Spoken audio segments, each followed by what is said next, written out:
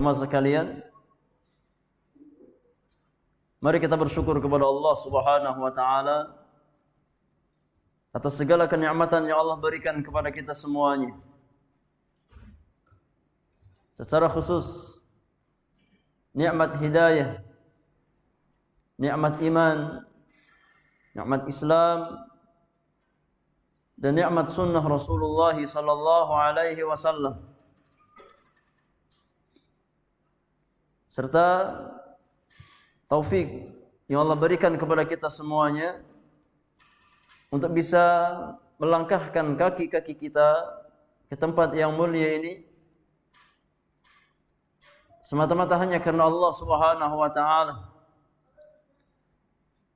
Salawat dan salam semoga tercurahkan kepada qudwah hasanah kita semuanya, Nabiur Rahmah Rasulullah sallallahu alaihi wasallam, kepada keluarga beliau, kepada sahabat-sahabat beliau, serta setiap umat Rasulullah sallallahu alaihi wasallam yang senantiasa berusaha istiqamah di atas tuntunannya, di atas syariatnya, dan di atas sunnah-sunnahnya alaihi salatu wassalam.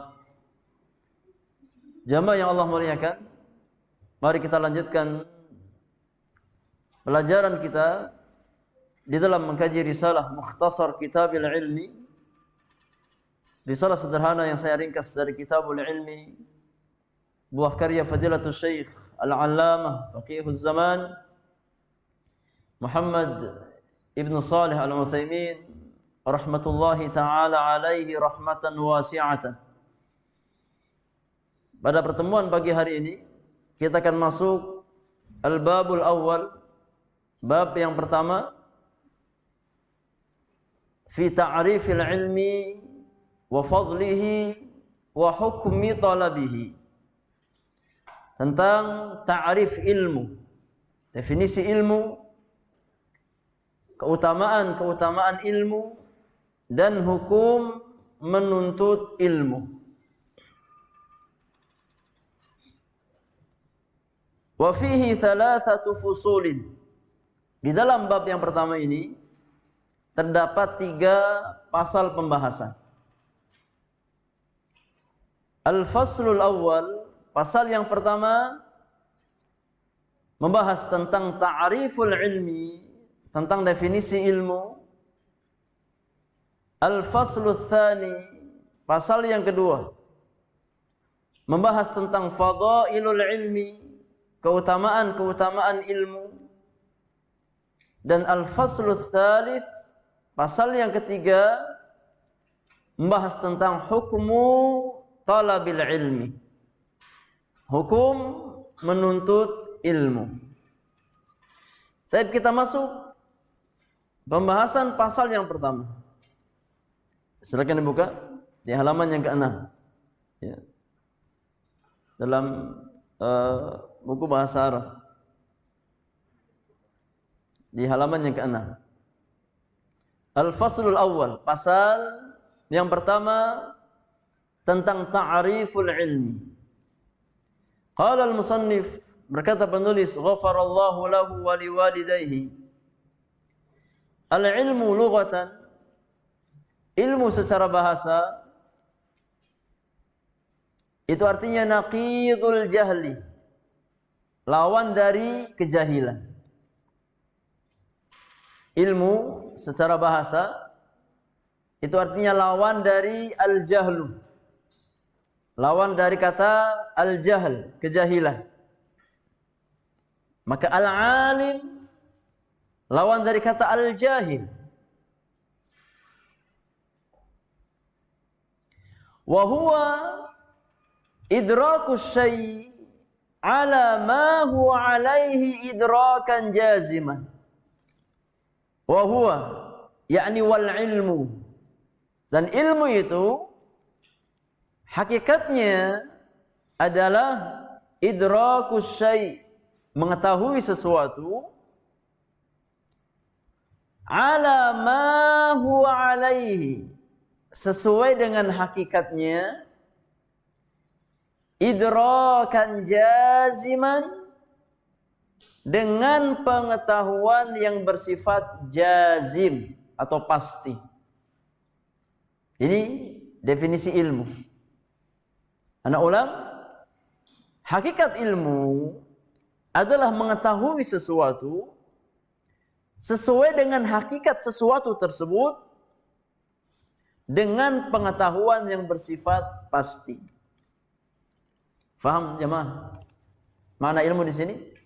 Idrakus syai' ala ma huwa alaihi idrakan jaziman. Mengetahui sesuatu ya, sesuai dengan hakikatnya dengan pengetahuan yang bersifat pasti.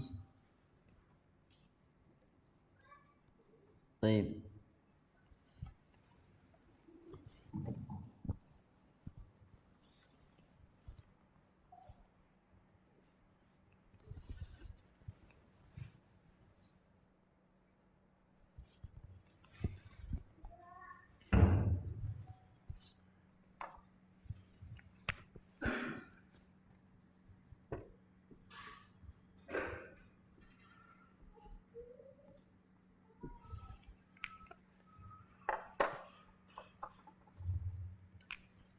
Ya, kita sebutkan di awal tadi bahwasannya al-ilmu, kata ilmu itu lughatan.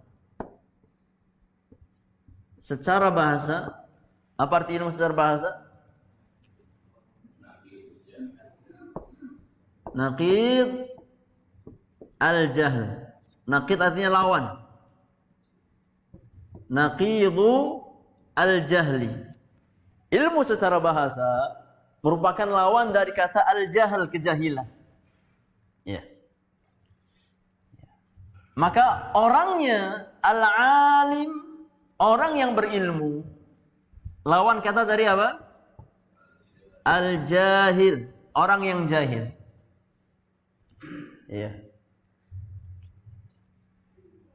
Wa huwa, dan hakikat ilmu adalah idrakus syai'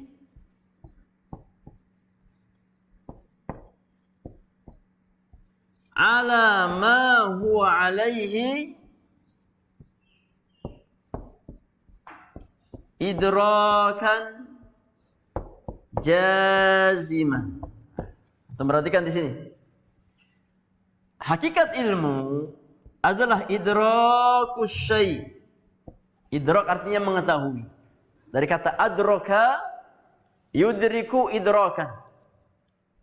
Nah,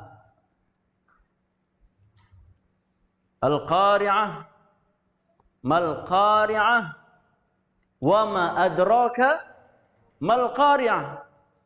Al-qari'ah. Apakah itu al-qari'ah?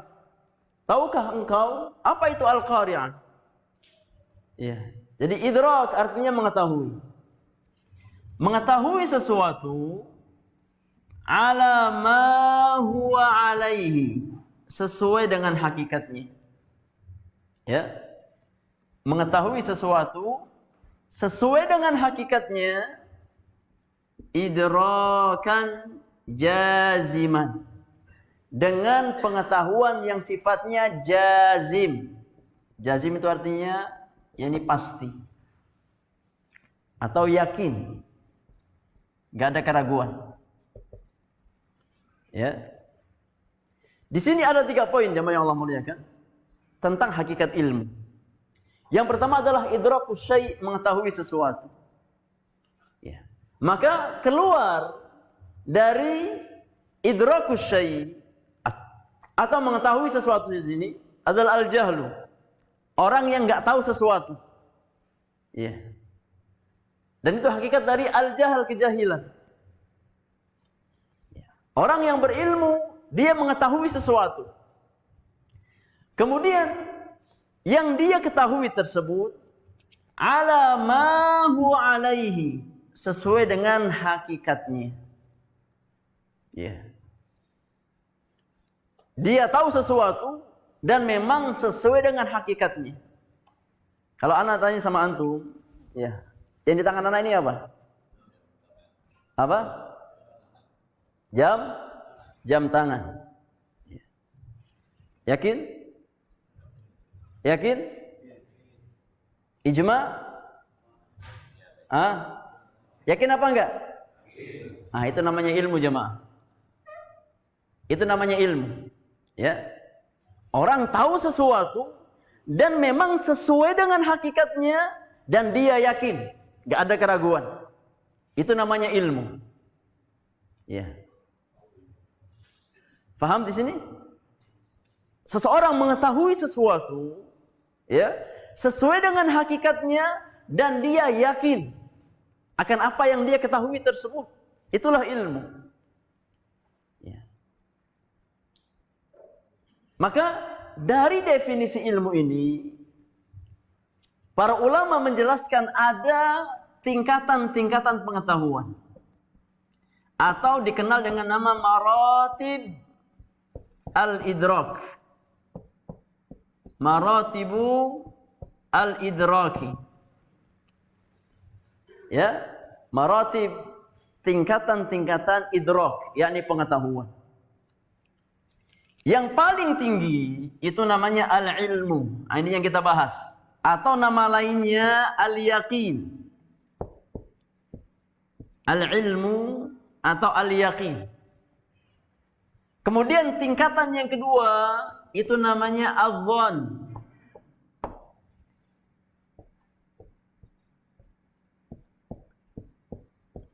Tingkatan yang kedua itu namanya adh-dhann.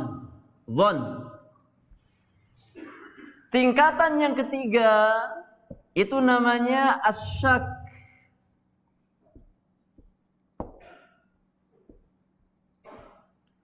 Tingkatan yang keempat itu namanya al-wahmu.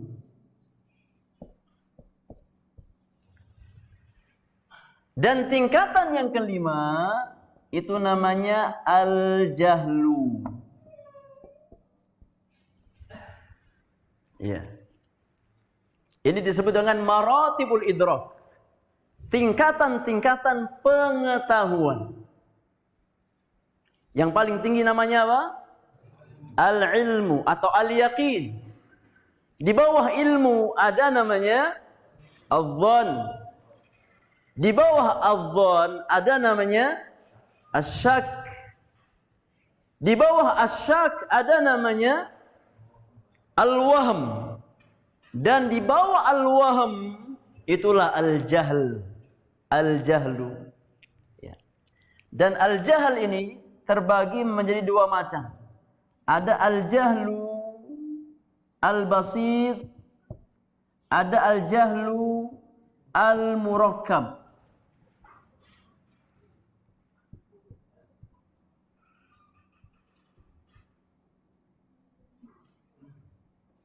Nah, ini tingkatan-tingkatan ilmu. Kalau seseorang dia mengetahui sesuatu sesuai dengan hakikatnya, dengan pengetahuan yang pasti, yakin gak ada keraguan, itu namanya ilmu, jamaah yang Allah muliakan. Sebagaimana antum tahu ini apa? Spidol, ya. Dan memang benar spidol. Dan antum yakin gak ada keraguan, itu namanya ilmu. Ya. Kemudian di bawah ilmu itu dhann.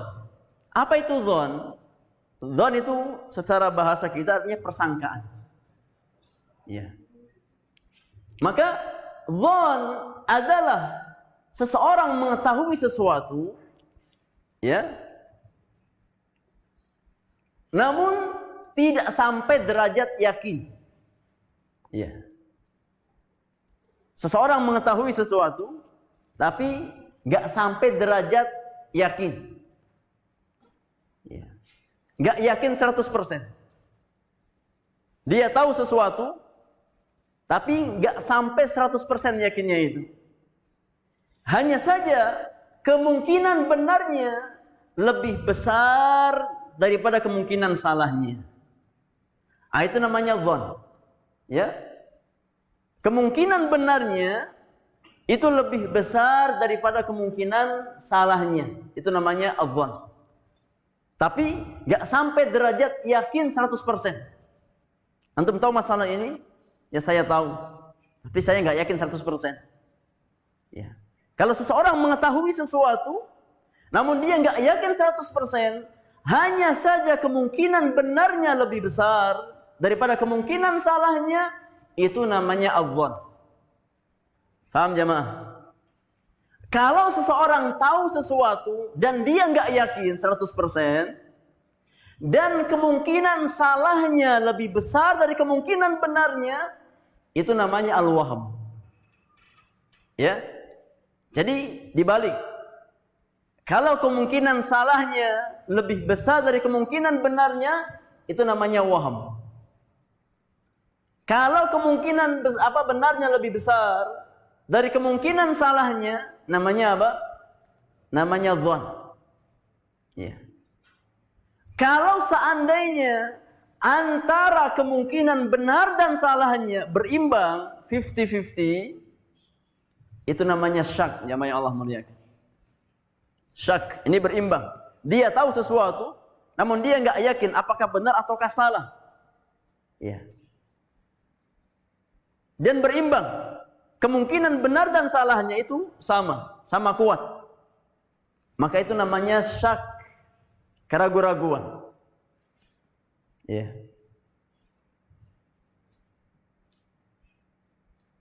Kemudian tingkatan ilmu yang kelima itu al-jahlu, kejahilan. Dan makna al-jahlu adalah seseorang mengetahui sesuatu, idrakus syai' ala khilafi ma huwa alaihi. Mengetahui sesuatu yang bertentangan dengan hakikat sesuatu tersebut. Itu namanya al-jahlu. Ya. Atau kalau diperinci, al-jahlu itu ada dua macam. Ada al-jahlul basit, ada jahil yang sifatnya ringan, dan ada jahil yang sifatnya kuadrat. Al-jahlul murakkab. Ya. Kalau al-jahlul basit, itu maknanya adamul ilmi bisyai'. Seseorang enggak tahu sesuatu. Ya. Dia ditanya apa hukum ini, dia katakan saya enggak tahu. Itu namanya al-jahlul basit. Adapun al-jahlul murakkab tadi, seseorang mengetahui sesuatu, ya, namun bertentangan dengan hakikat sesuatu tersebut. Itu namanya al-jahlu al-murakkab. Contoh jamaah Allah muliakan. Antum ditanya, ya, kapan terjadi peristiwa perang Badar? Kapan terjadi peristiwa perang Badar? Ya, barusan. Kapan terjadi perang Badar? Anda tanya antum. Ya? Berarti ini jahil basit. Ya. Pak Rendra, kapan terjadi perang Badar?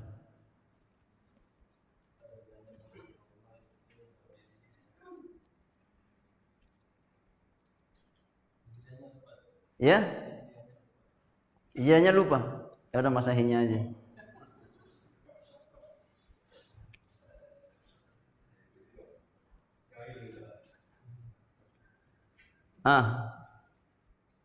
Berapa Hijriah perang Badar? Siapa yang menantikan tadi? Masya Allah. Itu namanya jahil murakkab. Ya. Itu namanya jahil murakkab. Ya. Yang bilang perang Badar 3 Hijriah itu namanya jahil murakkab, alias jahil kuadrat. Ya. Karena ketiga Hijriah itu perang Uhud. Adapun perang Badar terjadi pada tahun kedua Hijriah. Ya. Antum lihat, tatkala seseorang mengetahui sesuatu namun tidak sesuai dengan hakikatnya, itulah kejahilan yang sifatnya murakkab. Paham? Kalau seseorang nggak tahu sesuatu dan dia sadar dia nggak tahu, itu namanya jahil basit, jahil ringan. Ya berarti imma dhon, imma syak, imma wahm. Ya bukan ilmu namanya. Ingat, ilmu itu yakin 100% jazim, idrakan jaziman. Kalau kira-kira kan mereka ada keraguan.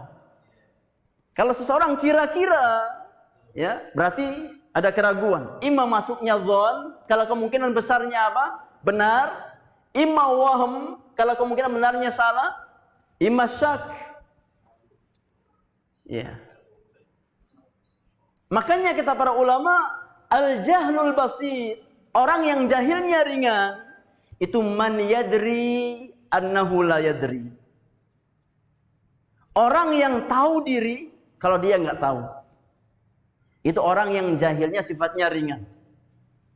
Orang yang tahu diri kalau dia nggak tahu, man yadri annahu la yadri, fahuwa jahlun basit. Orang yang tahu diri kalau dia nggak tahu, maka itu namanya jahil basit. Apa cirinya jamaah yang Allah muliakan? Orang yang jahil basit apa cirinya?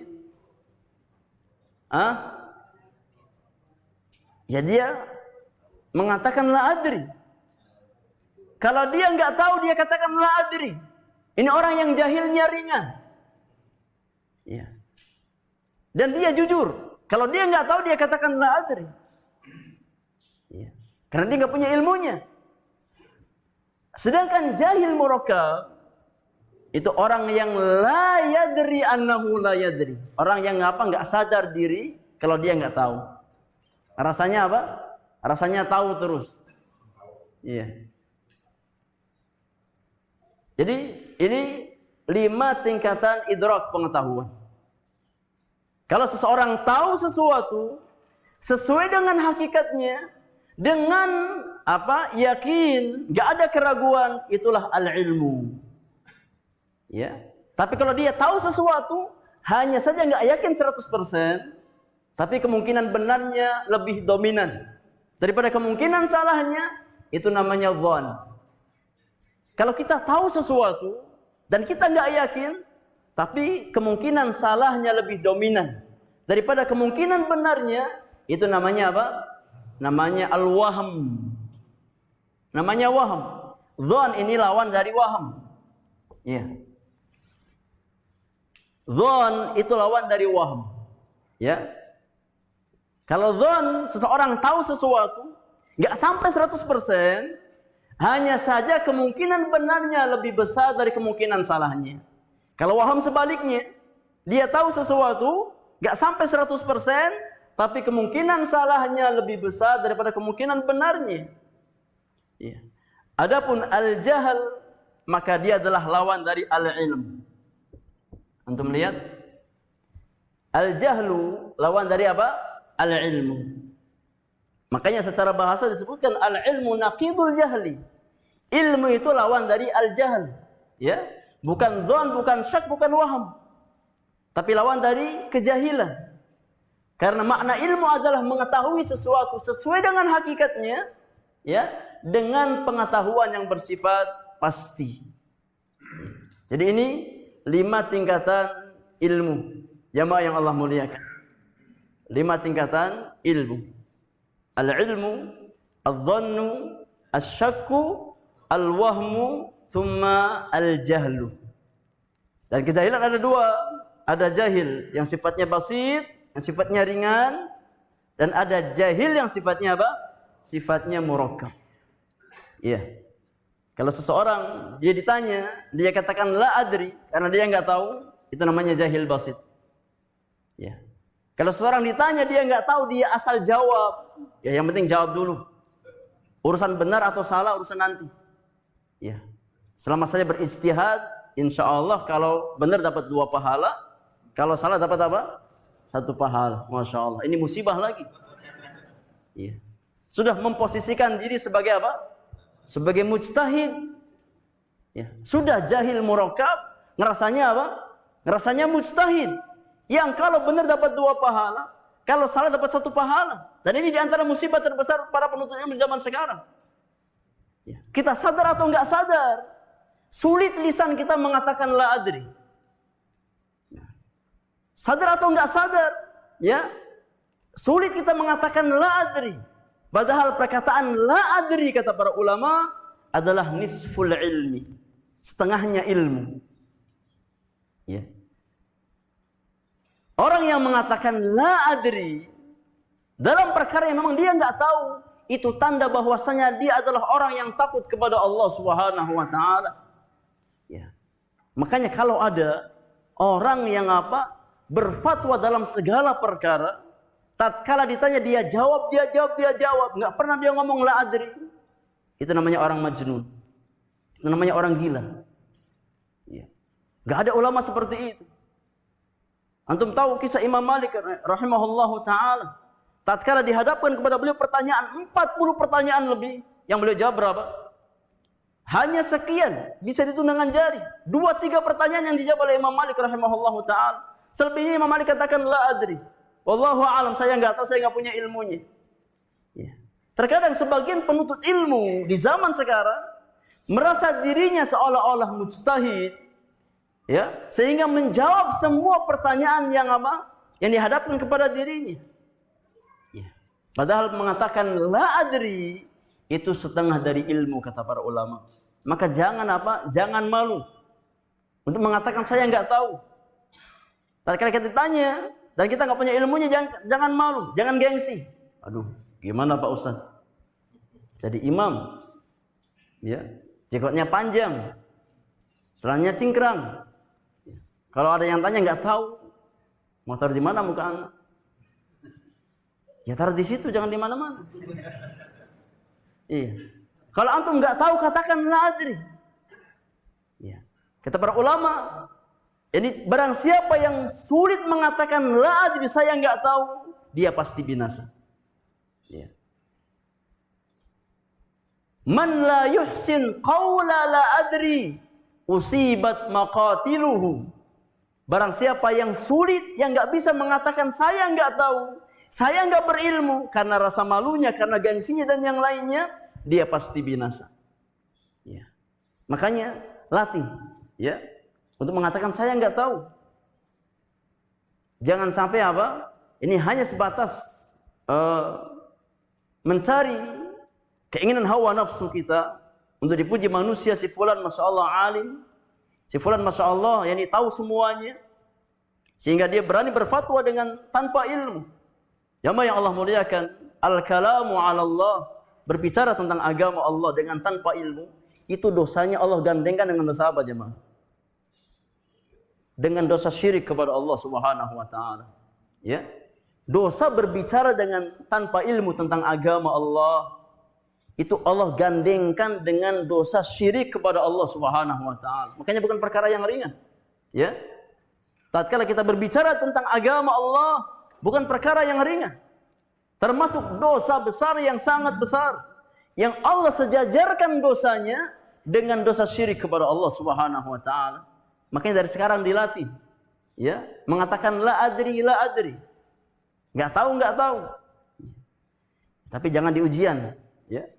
Pas ada ujian semua jawabannya la adri. Iya. Ada 10 soal, jawabannya 10 soal la adri semuanya. Kenapa? Yang penting udah aman, dapat 50%. Ya kan, setengah ilmu kan? Udah. La adri aja dah. Kalau di ujian beda lagi, enggak ada uzur. Enggak ada uzur mengatakan la adri. Kenapa? Karena sudah dibahas semuanya. Iya. Tapi kalau antum ditanya oleh sahabat, oleh kaum muslimin dalam perkara agama yang antum enggak punya ilmunya, maka jangan asal bicara, jangan asal jawab. Kalau kita merasa enggak punya ilmu, maka katakan saya enggak tahu, atau bertanya kepada ahlinya. Jangan ini memaksakan diri menjawab sesuatu yang kita tidak punya ilmunya. Wallahu a'lam. Paham jamaah di sini? 5 tingkatan ilmu di sini. Al-ilmu, kemudian Al-dhan, kemudian Asyak, kemudian Al-waham, kemudian Al-jahlu.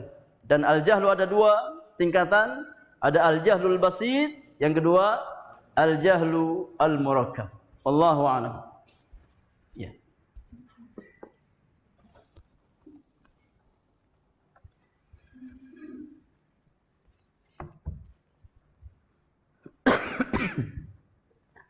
Baik, kita lanjutkan.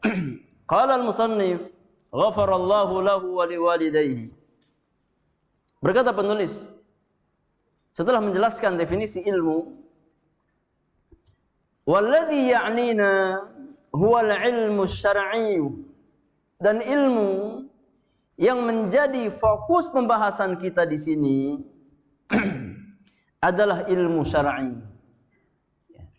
Ya, jadi tatkala kita membahas tentang apa? Tentang definisi ilmu, tentang keutamaan ilmu, tentang hukum menuntut ilmu, maka yang menjadi fokus bahasan kita di sini adalah tentang ilmu syar'i, tentang ilmu din, tentang ilmu agama.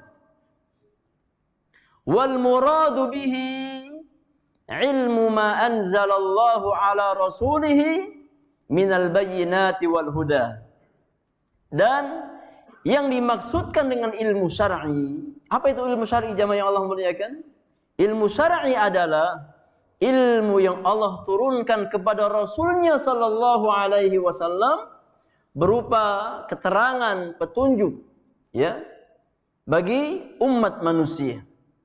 Yakni ilmu tentang dinul Islam, ilmu tentang risalah yang dibawa oleh Nabi kita Muhammad sallallahu alaihi wasallam. Itulah ilmu syar'i, ilmu yang dibawa oleh Nabi kita Muhammad sallallahu alaihi wasallam, yang Nabi ajarkan kepada para sahabat beliau radhiyallahu taala anhum ajma'in. Fal ilmu alladhi fihi thana'u wal madhu huwa ilmul wahyi. Ini kaidah. Ini kaidah, ya.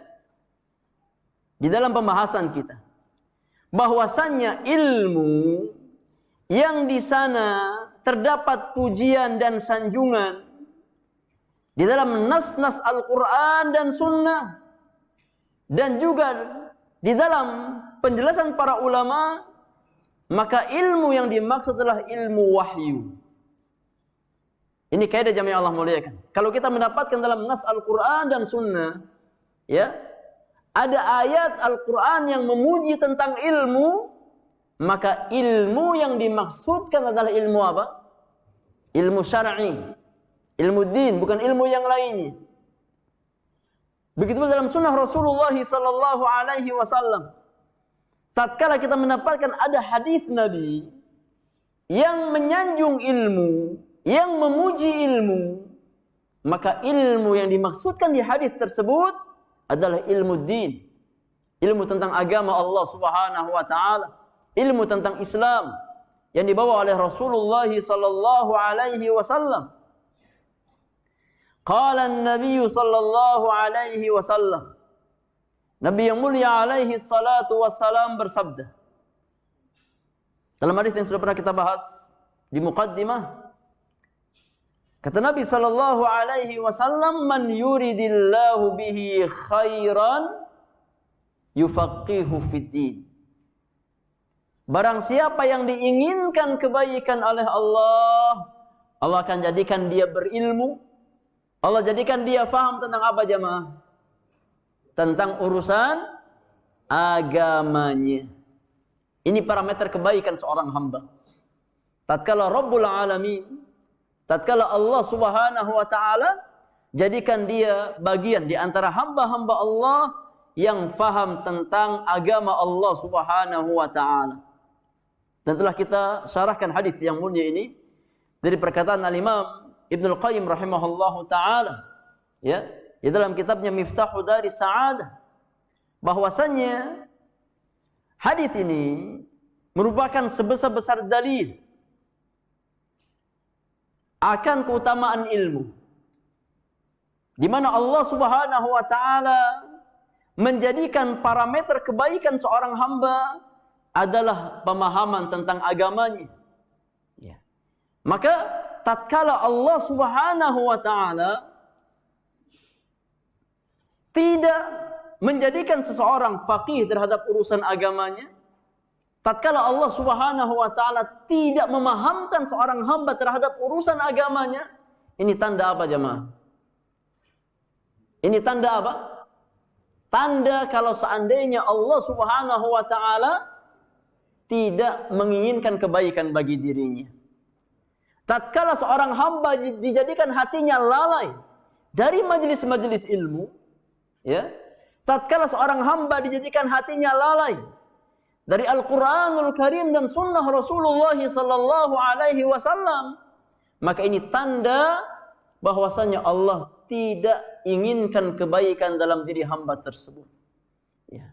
Maka orang-orang beriman harus memahami kaidah ini, bahwasanya parameter kemuliaan seorang hamba di hadapan Rabbul Alamin, parameter kemuliaan dan kebaikan seorang hamba di hadapan Allah Subhanahu wa taala bukan pada dunia yang kita miliki, bukan pada harta yang kita miliki, bukan pada pangkat dan jabatan yang kita miliki, tapi sejauh mana kita faham tentang agama Allah Subhanahu wa taala. Ya. Sejauh mana kita memahami agama Allah, maka sejauh itulah Allah Subhanahu wa taala inginkan kebaikan dalam diri kita. Wa qala an-nabiy sallallahu alaihi wasallam dalam hadis yang lain, dalam hadis Abu Dawud dan Tirmidzi, Rasulullah sallallahu alaihi wasallam bersabda, kata Nabi yang mulia, innal anbiya'a lam yuwarrithu dinaran wala dirhama. Sesungguhnya para nabi itu mereka tidak mewariskan dinar ataupun dirham. Para nabi dan rasul tatkala mereka meninggal dunia, mereka tidak mewariskan harta dunia. Wa innama warrathul ilma. Yang mereka wariskan hanyalah ilmu. Faman akhadhahu akhadha bihadhin wafirin. Maka barang siapa yang mengambil ilmu, sungguh dia telah mengambil bagian yang sangat besar dari warisan para nabi dan rasul. Lihat jemaah yang Allah muliakan. Orang-orang mulia itu warisannya ilmu, bukan harta. Ya. Karena harta tidak ada nilainya di hadapan Allah Subhanahu wa taala. Karena yang mengangkat derajat seseorang bukan hartanya, tapi ilmunya. Nah, oleh karenanya manusia-manusia termulia, orang-orang pilihan Allah Subhanahu wa taala, tatkala mereka meninggal dunia, warisannya bukan recehan. Ya. Bukan harta dunia yang mereka wariskan, tapi ilmu, hidayah, jalan ke surga Allah Subhanahu wa taala.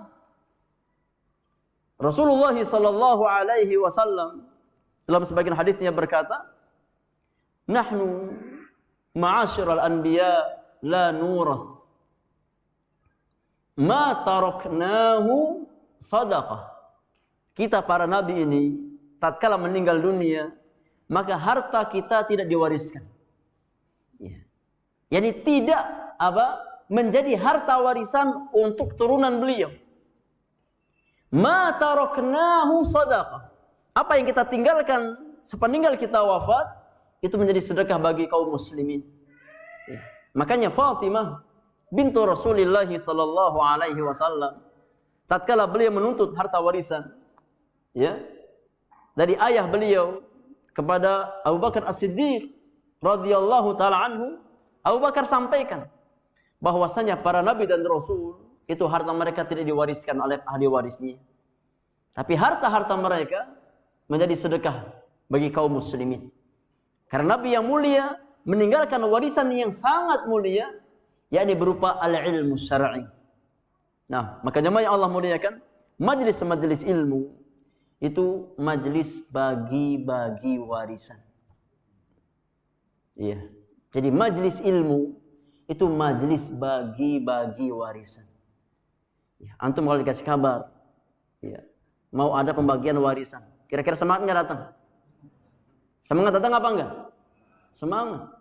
Antum dipanggil ada di sebuah tempat, masya Allah, seseorang yang hartanya luar biasa, ya, dan dia meninggal dunia, nggak punya ahli waris, mau dibagikan kepada setiap orang yang datang ke tempat dia setelah dia meninggal. Kira-kira datang apa tidak? Datang apa tidak? Masya Allah. Itu fitrah manusia. Ya, itu tabiat manusia. Kalau dikabarkan ada pembagian harta warisan, Oh, semangat 45. Iya. Maka jemaah yang Allah muliakan demi Allah, warisan Rasulullah sallallahu alaihi wasallam, warisan Nabi kita Muhammad itu jauh lebih mulia daripada warisan orang terkaya di dunia. Ya. Kata Nabi sallallahu alaihi wasallam, "Faman akhadhahu akhadha bihadhin wafirin." Barang siapa yang mengambil bagian dari ilmu, maka dia telah mengambil bagian yang banyak dari warisan Rasulullah sallallahu alaihi wasallam. Ya. Maka harus semangat, ya, datang ke majelis pembagian apa? Warisan Rasulullah sallallahu alaihi wasallam. Sebagaimana kita bersemangat tatkala apa menghadiri pembagian warisan dunia, maka orang-orang beriman harus lebih bersemangat tatkala hadir di tempat pembagian warisan Rasulullah sallallahu alaihi wasallam. Karena warisan beliau jauh lebih mulia daripada warisan yakni ahli dunia. Kata penulis, wa minal ma'lum, dan perkara yang ma'lum, yang sudah diketahui bersama, annal ladzi warathahu al-anbiya innama huwa ilmu syari'atillahi azza wa jalla wa laysa ghairahu. Dan perkara yang maklum bahwasannya yang diwariskan oleh para nabi itu hanya ilmu tentang syariat Allah Subhanahu wa taala. Para nabi dan rasul tatkala mereka meninggal dunia, yang mereka wariskan hanyalah ilmu tentang syariat, ilmu tentang jalan ke surga Allah Subhanahu wa taala, bukan warisan-warisan yang lainnya. Ya. Hanya ilmu din, hanya ilmu agama yang Nabi sallallahu alaihi wasallam wariskan kepada umat beliau. Karena itulah kemuliaan seorang hamba. Itulah kunci kemuliaan seorang hamba, bukan pada harta dunia, bukan pada yakni perkara-perkara dunia yang dimiliki oleh manusia.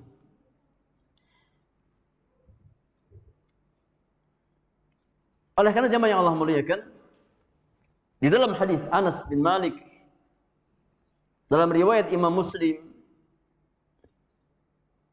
di antara dalil yang menunjukkan bahwasannya ilmu yang Nabi wariskan hanyalah ilmu syariat, bukan ilmu dunia. Apa yang dijelaskan oleh sahabat yang mulia Anas bin Malik radhiyallahu taala anhu, bahwasannya suatu hari Nabi sallallahu alaihi wasallam pernah melewati sebagian sahabat beliau di kota Madinah. Tatkala Nabi baru datang ke kota Madinah, baru berhijrah ke kota Madinah, Nabi melihat sebagian sahabat di kota Madinah, mereka petani. Ya, mereka petani yang biasa apa? Yani berkebun dengan kurma. Maka Nabi yang mulia melihat para sahabat itu, mereka bersusah payah untuk mengawinkan kurma agar berbuah. Ya. Agar berbuah, harus dikawinkan, ya. Maka tatkala Nabi sallallahu alaihi wasallam melihat para sahabat, orang-orang Ansar di kota Madinah, mereka harus bersusah payah naik turun pohon kurma untuk mengawinkan kurma-kurma mereka, Nabi yang mulia merasa kasihan kepada mereka. Ya. Maka Nabi yang mulia mengatakan, "Laulam taf'alu la saluha." Ya. Kalian enggak usah melakukan hal seperti itu, biarkan saja. Insya Allah nanti apa? Nanti juga berbuah. Ya. Akhirnya apa? Akhirnya para sahabat ini mereka mendengar nasihat Nabi. Ya. Mereka apa? Enggak mengawinkan kurma-kurma mereka. Namun apa yang terjadi? Kata Anas bin Malik, fa kharaja shisan. Namun ternyata tatkala kurma-kurma tersebut tidak dikawinkan, ya, ternyata kurmanya rusak. Kurmanya rusak. Tidak berbuah sebagaimana apa? Sebagaimana biasanya mereka berbuah. Famarra bihim. Maka kemudian Nabi sallallahu alaihi wasallam melewati mereka, para kaum Ansar, dan Nabi bertanya kepada mereka, "Ma li nakhlikum?" Kenapa kurma kalian ini kok jadi seperti ini? Qalu, kaum Ansar berkata kepada Nabi, "Qulta kadza wa kadza." Ya Rasulullah, dahulu engkau berkata demikian dan demikian. Jadi enggak usah dikawinkan. Nanti juga apa? Berbuah sendiri. Ternyata seperti ini jadinya ya Rasulullah. Maka setelah itu Nabi yang mulia berkata, kata Rasulullah sallallahu alaihi wasallam, "Antum a'lamu bi amri dunyakum." Kalian lebih berilmu, lebih tahu tentang urusan dunia kalian. Nabi enggak tahu. Ya. Dalam perkara dunia, kalian lebih tahu ilmunya. Dalam masalah pertanian, kalian lebih tahu ilmunya. Tapi dalam perkara agama, dalam perkara syariat, siapa yang lebih tahu? Rasulullah sallallahu alaihi wasallam. Ya. Dari sini lahir banyak kaidah di dalam agama kita. Ya. Di antaranya bahwasanya hukum asal tentang perkara dunia itu sifatnya mubah, diperbolehkan. Ya. Artinya setiap kita boleh berinovasi dalam perkara dunia. Ya. Karena apa? Hukum asal urusan duniawi itu mubah. Tapi dalam perkara-perkara syariat tidak sebaliknya. Nah, dalam perkara syariat tidak. Justru sebaliknya. Kewajiban orang-orang beriman tatkala dia beragama, tatkala dia menjalankan syariat adalah bukan berinovasi. Akan tapi kewajiban dia adalah mengikuti contoh yang datang dari Allah dan Rasulnya sallallahu alaihi wasallam. Ya. Maka ini diantara dalil bahwasannya yang Nabi sallallahu alaihi wasallam wariskan kepada umat beliau hanyalah ilmu tentang syariat. Hanyalah ilmu tentang din, tentang agama Allah Subhanahu wa taala. Adapun ilmu dunia, Nabi katakan antum a'lamu bi umuri dunyakum. Kalian lebih tahu, lebih berilmu tentang urusan dunia kalian. Ini jamaah yang Allah muliakan, tentang definisi ilmu. Dan kata ilmu tatkala dimutlakkan secara umum, maka ilmu yang dimaksudkan adalah ilmu tentang din, ilmu tentang agama Allah Subhanahu wa taala, ilmu yang dipuji di dalam nas-nas Al-Qur'an dan Sunnah. Maka ilmu yang dimaksud adalah ilmu tentang syariat Allah Subhanahu wa taala. Wallahu taala a'lam bis-shawab.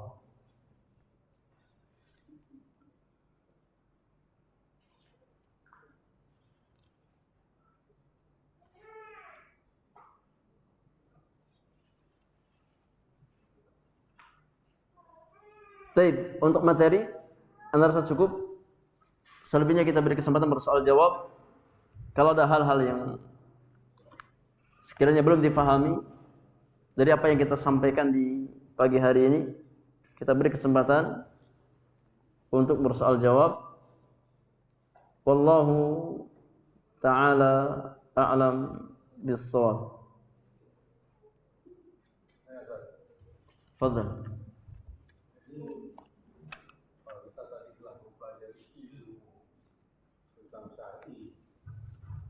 Adalah kaitannya dengan kita berilmu duniawi. Misalnya, kita kan hanya belajar tadi tentang bagaimana kita menuju akhirat. Tapi selama di dunia ini kan kita juga perlu kan? Betul. Ilmu dunia, misalnya kalau dulu mereka berjalan pakai kendaraan onta, kalau kita sekarang jalan pakai pesawat. Ada nggak kaitannya bagaimana kita di dunia dengan kita melakukan yang bersama ini? Barakallahu fiik. Jawabannya satu kata. Isbir. Ya. Ini akan dibahas di pertemuan akan datang. Ya, tentang ini ilmu-ilmu dunia. Ya. Apakah ada keutamaan kita belajar ilmu dunia? Apakah ada manfaat kita belajar ilmu dunia? Jadi insya Allah akan kita bahas di pertemuan yang akan datang. Iya. Ini poinnya persis seperti yang ditanyakan nanti. Ya, tentang apa? Ilmu-ilmu dunia. Ya, yang memang dibutuhkan manusia. Apakah ada manfaatnya? Apakah tatkala kita belajar ilmu dunia dapat pahala? Dapat keutamaan? Ya, jawabannya isbir. Iya. Insyaallah kita bahas di pertemuan yang akan datang. Insyaallah. Poinnya persis yang antum tanyakan itu. Iya. Fadhal. Apa yang harus dilakukan ketika kita tidak diinginkan kebaikan oleh Allah Subhanahu wa taala?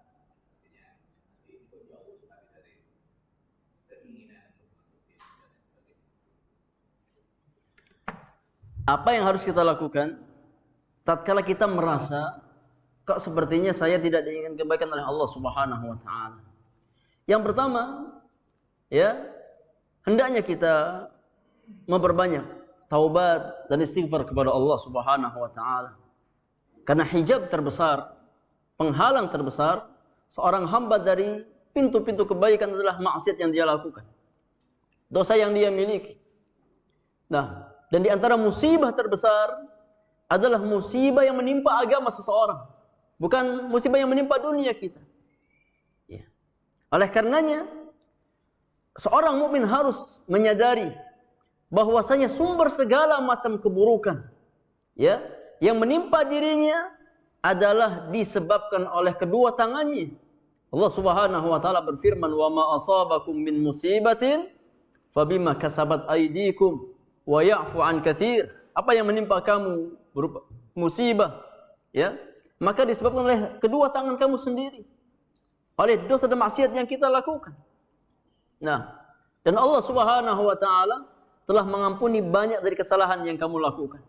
Maka sadari bahwasanya tatkala kita dijauhkan dari hidayah, tatkala kita dijauhkan dari kenikmatan menuntut ilmu syar'i, tatkala kita dipalingkan, ya, dari keistiqamahan, maka di antara sebab terbesarnya adalah tatkala kita berpaling dari Allah Subhanahu wa taala. Allah Subhanahu wa taala berfirman, "Falamma zaghu azaghallahu qulubahum." Tatkala mereka berpaling, Allah palingkan hati-hati mereka. Jadi, jangan buka pintu itu. Ya. Jangan buka pintu Allah palingkan hati-hati kita dengan maksiat yang kita lakukan. Oleh karenanya, tatkala kita merasa hati kita kering, ya, hati kita merasa apa? Merasa, yakni seolah-olah jauh dari kenikmatan menuntut ilmu syar'i, maka segera kembali kepada Allah Subhanahu wa taala, bertaubat kepada Allah Subhanahu wa taala. Ya. Karena sebagaimana perkataan Al-Imam Waqi' kepada muridnya Al-Imam Asy-Syafi'i rahimahullahu taala, fa innal ilma nurun wa nurullahi la yuhda lil 'asi. Ilmu itu cahaya, dan cahaya Allah tidak akan diberikan kepada pelaku maksiat kepada Allah Subhanahu wa taala. Nah, maka perbaiki hati-hati kita, perbaiki muamalah kita bersama Allah Subhanahu wa taala. Barang siapa yang memperbaiki hubungannya dengan Allah Subhanahu wa taala, Allah akan berikan cahaya ke dalam hatinya. Allah akan jadikan hatinya cinta kepada ilmu, kepada majlis-majlis ilmu. Kemudian, jamaah yang Allah muliakan, di antara perkara yang harus kita lakukan dan wajib kita lakukan adalah memaksa diri kita untuk senantiasa melangkahkan kaki kita ke majlis-majlis ilmu. Harus dipaksa. Ya. Kalau tidak, sulit. Wallahi sulit. Jiwa ini harus dipaksa di atas kebaikan. Kalau kita tidak berusaha memaksa jiwa di atas kebaikan, maka dia akan lari dari kebaikan dan berjalan di atas keburukan. Tidak ada usaha yang harus kita lakukan kecuali dengan memaksa diri kita, memaksa jiwa kita untuk istiqamah di atas jalan-jalan kebaikan. Sebagian salaf pernah berkata, ya, aku memaksa diriku untuk sholat malam selama yakni 40 tahun lamanya. Aku paksa untuk sholat malam, bangun malam selama 40 tahun lamanya, dipaksa. Ya. Wa taladzadtu bihi 20 sana. Setelah itu, setelah 40 tahun memaksa untuk istiqamah bangun malam, sholat malam, aku merasakan kenikmatan sholat malam di 20 tahun berikutnya. Ya. Jadi harus dipaksa. Ya. Jangan sampai kita kalah dengan paksaan hawa nafsu kita. Jangan sampai kita kalah dengan godaan dan bujukan syaitan untuk meninggalkan majelis-majelis ilmu. Ya. Kalau seandainya seorang hamba dia menyerah dengan hawa nafsunya, maka itu tanda bahwasanya Allah Subhanahu wa taala inginkan keburukan pada dirinya.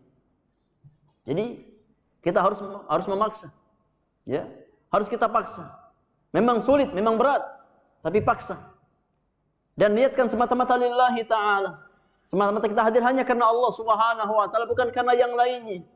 Karena di antara faktor yang paling menentukan keberkahan ilmu yang kita dapatkan adalah hati-hati kita. Makanya kita sampaikan di awal bahwasannya bejana ilmu seorang hamba adalah hatinya.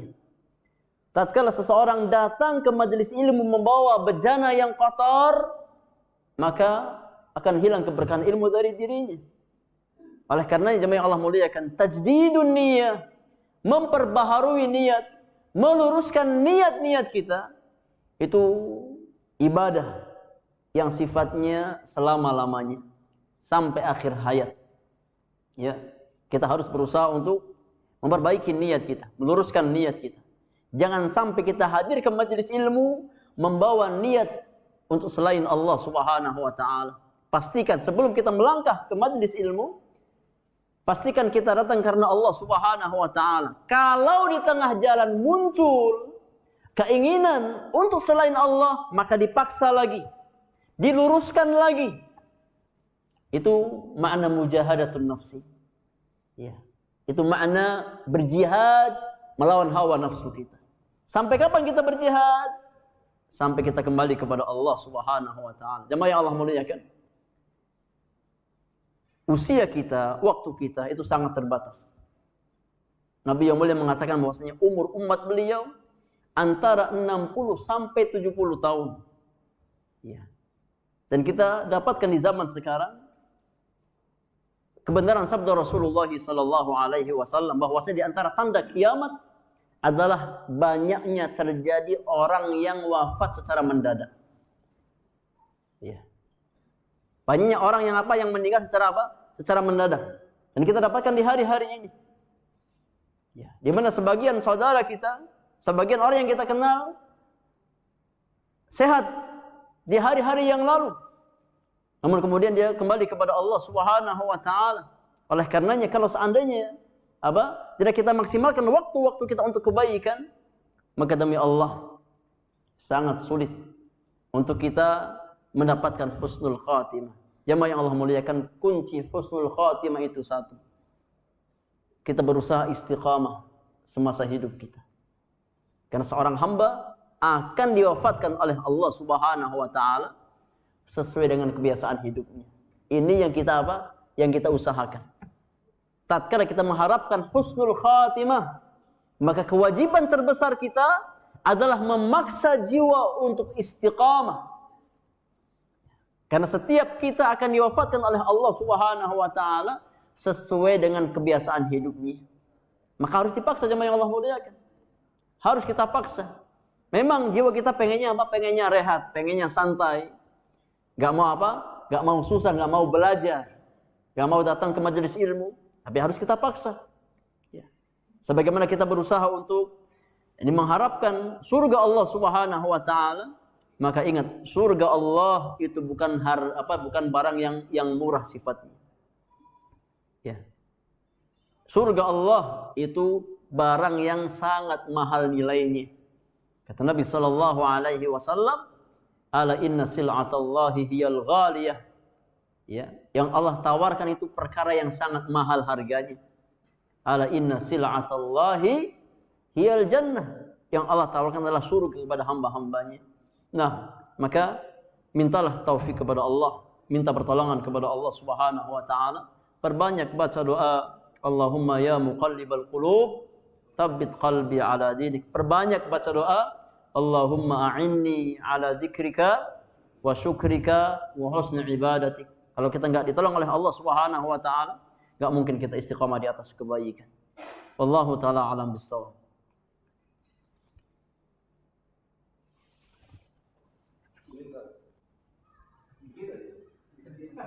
Fadhal. Ada ayat la ikrah fi din, tidak ada paksaan di dalam semua kejadian memaksakan diri, tapi dengan di sini ada ayat mengatakan tidak ada paksaan di dalam agama ini. La ikrah fi din. Tidak ada paksaan dalam agama, yakni dalam memeluk agama Islam. Iya. Tidak ada paksaan di dalam apa memeluk agama Islam.